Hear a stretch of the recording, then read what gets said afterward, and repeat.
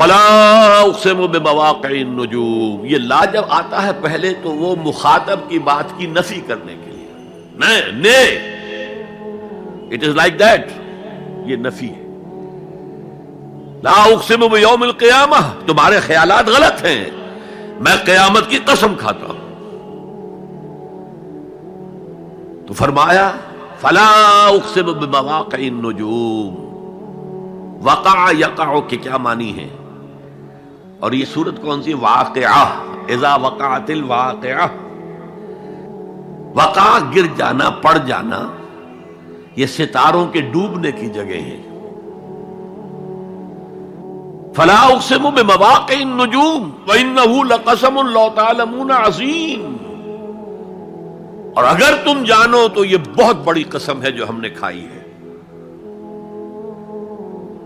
اس وقت کا انسان کیا سمجھتا کہ ستارے کہاں جاتے ہیں، کہاں غروب ہوتے ہیں، کہاں گرتے ہیں؟ آج ہمیں معلوم ہے۔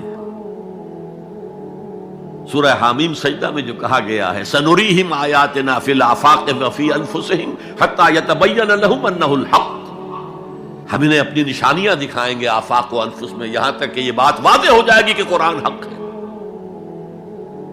آج ہمیں معلوم ہے خلا میں بلیک ہولز ہیں، اور یہ بلیک ہولز بڑے بڑے ستاروں کے پچکنے سے، پچک جانے سے پیدا ہوئے، اور جب وہ بڑے ستارے پچکتے ہیں، جو خلا پیدا ہوتا ہے، ویکیوم، اس میں بڑی طاقت ہوتی ہے، اس کے پاس سے کوئی سیارہ، کوئی ستارہ گزر جائے اسے کھینچ لیتا ہے قبر کے اندر۔ یہ بلیک ہولز کا تصور۔ اسی لیے اللہ نے اس وقت کے لوگوں کے لیے کیا کہا؟ فلا اقسم بمواقع النجوم وانہ لقسم لو تعلمون عظیم، انہ لقرآن کریم، یہ بہت باعزت قرآن ہے، فی کتاب مکنون، ایک چھپی ہوئی کتاب میں ہے، لا یمسہ الا المطہرون، اسے چھو ہی نہیں سکتے مگر انتہائی پاک ہستیاں۔ اس کے کیا معنی ہے؟ پہلی بات تو ہمیں معلوم ہو گئی، مراد فرشتے ہیں، بے ایدی سفرۃ کرام بررہ، اسی کی شرح ہو رہی ہے نا۔ اسی سے ایک فقہی مسئلہ نکالا گیا کہ بغیر وضو کے ہاتھ نہ لگاؤ،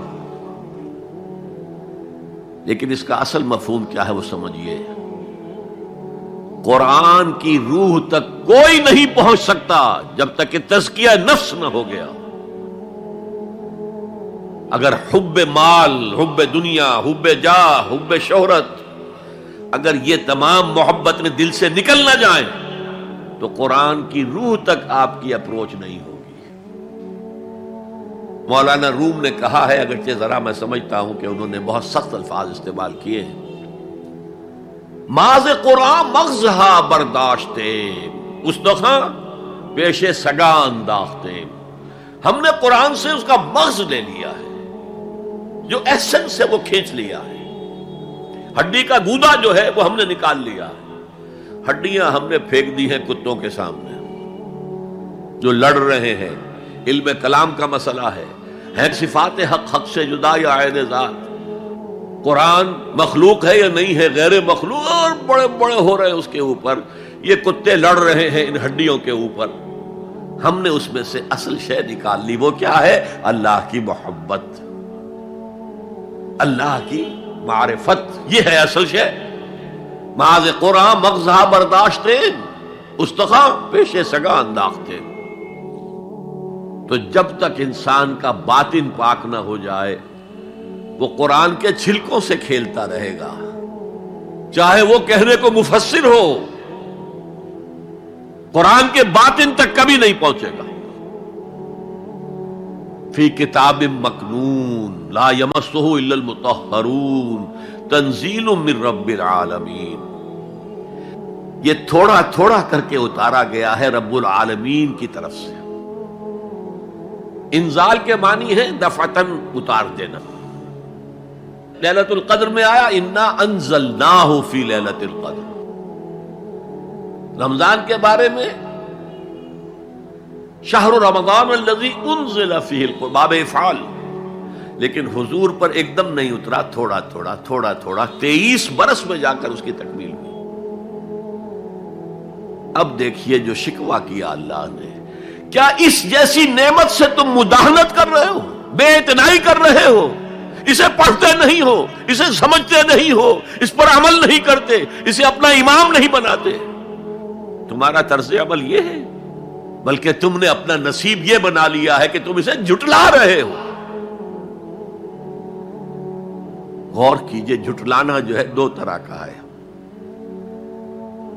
ایک ہے زبان سے کہنا کہ یہ نہیں ہے، کوئی اللہ کا کلام نہیں ہے، یہ قرآن وغیرہ جھوٹ، سب اساطیر الاولین ہیں، یہ محمد نے گھڑ لیا ہے وغیرہ وغیرہ، جھٹلانا ہو گیا۔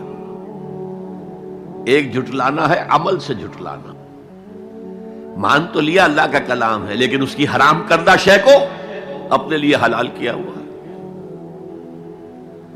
حدیث نبوی ہے، ما آمن بالقرآن من استحل محارمہ، اس شخص کا قرآن پر کوئی ایمان نہیں ہے جو اس کی حرام کردہ چیز کو اپنے لیے حلال ٹھہرا لے۔ اس اعتبار سے غور کیجئے، اور اس کی مثال بھی دی ہوئی ہے سورہ جمعہ میں، مثل الذین حملوا التوراۃ ثم لم يحملوها كمثل الحمار يحمل اسفارا بئس مثل القوم الذین کذبوا بآیات اللہ واللہ لا یہدی القوم الظالمین۔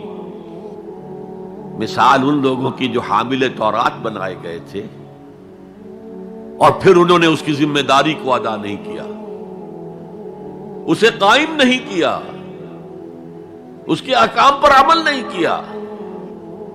جیسے فرمایا ہے سورہ اعراف میں، قل یا اہل الکتاب، کہہ دیجئے اے نبی صلی اللہ علیہ وسلم، اے کتاب والو، لستم علی شیء حتی تقیموا التوراۃ والانجیل وما انزل الیکم من ربکم، تمہاری کوئی حیثیت ہماری نگاہ میں نہیں ہے، تمہارا منہ نہیں ہے کہ ہم سے دعا کرو جب تک کہ تم تورات اور انجیل کو اور جو کچھ نازل کیا گیا تمہاری طرف اسے قائم نہیں کرتے۔ آج اللہ ہماری دعائیں نہیں سنتا، 30 لاکھ جا کر حج کرتے ہیں، دنیا کے حالات میں کوئی ذرہ برابر فرق آتا ہے؟ اول تو حرام کی کمائی سے حج ہو رہا ہے، تو حج ہے ہی نہیں سرے سے۔ جو کچھ کرتے گئے تھے سودی کاروبار وہی آ کر دوبارہ شروع کر دیا۔ سرکاری ملازم تو جو رشوت پہلے لے رہے تھے اس کے بعد آ کر شروع کر دیا۔ یہ کیا ہے؟ یہ تکذیب بالعمل ہے، جھٹلانا ہے۔ تم نے اپنا نصیب یہ بنا لیا ہے کہ تم قرآن کو جھٹلا رہے ہو، جیسے کہ انہوں نے جھٹلایا تھا۔ مثل الذین حملوا التوراۃ ثم لم يحملوها كمثل الحمار يحمل اسفارا، ان کی مثال ان گدھوں کی سی ہے جن پر کتابوں کا بوجھ لاد دیا گیا۔ مکالمات فلاں تم گٹھڑی باندھ کر گدھے کے اوپر رکھ دیجئے تو کیا وہ واقعی منطقی اور فلسفی بن جائے گا؟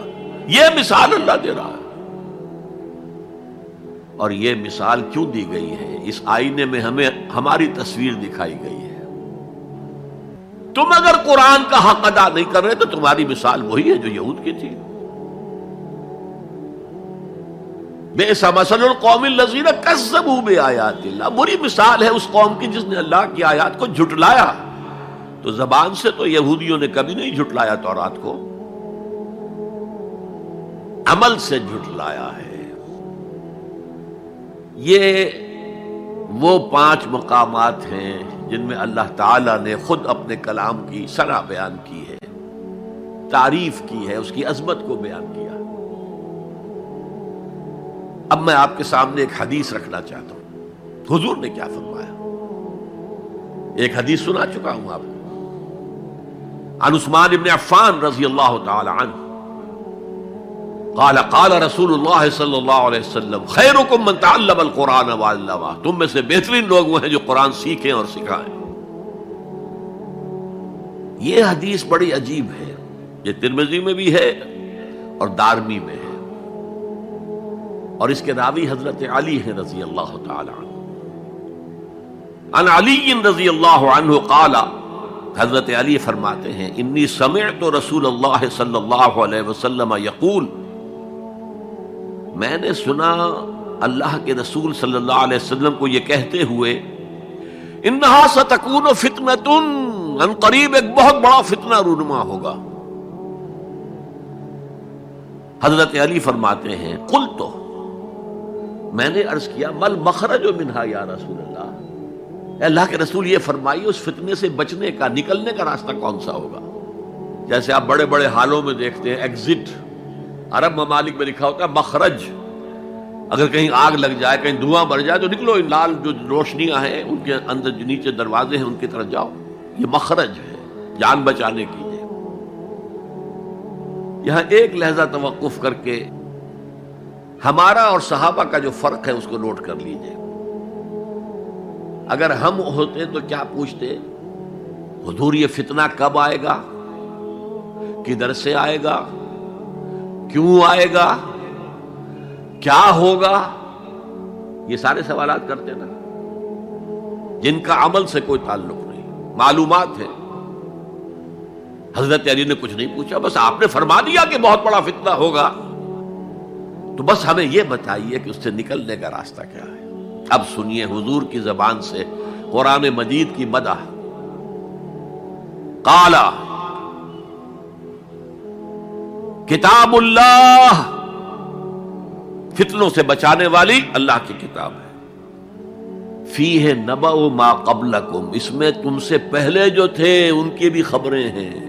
قوم نوح اور قوم عاد اور قوم سمود اور قوم مدین اور آل فرعون اور سدوم اور عمورہ کی بستیوں کے حالات ہیں کہ نہیں؟ وَخَبَرُ مَا بَعْدَكُمْ، اس میں تمہارے بعد جو آنے والے حالات ہیں وہ بھی درج ہیں. ذرا کھدائی کر کے نکالنا پڑتا ہے ورنہ حالات موجود ہیں. ایک اوپر کی چیز ہے، سامنے کی چیز ہے، ایک ذرا اندر سے کھدائی کر کے. لیکن یہ کہ حضور فرما رہے ہیں خبر و ما بعدکم وحکم و ما بینکم، اور جو بھی اختلافات تمہارے درمیان ہوں گے ان کا فیصلہ بھی اس کتاب میں موجود ہے. کاش کہ ہم اپنے مذہبی اختلافات کو رفع کرنے کے لیے قرآن کی طرف رجوع کریں جو حبل اللہ ہے. واعتصموا بحبل اللہ جميعا ولا تفرقوا. تو فرمایا کتاب اللہ فیہ نبأ ما قبلکم وخبر ما بعدکم وحکم ما بینکم. هو الفصل لیس بالحزل، وہ فیصلہ کن کلام ہے، ایسے ہی یابہ گوئی نہیں ہے. یہ قرآن کی آیات ہے. انہ لقول فصل وما هو بالحزل، سورہ تاریخ کے اندر آیا، تاریخ میں. هو الفصل ليس بالحزن من تركه من جبار قسمه اللہ.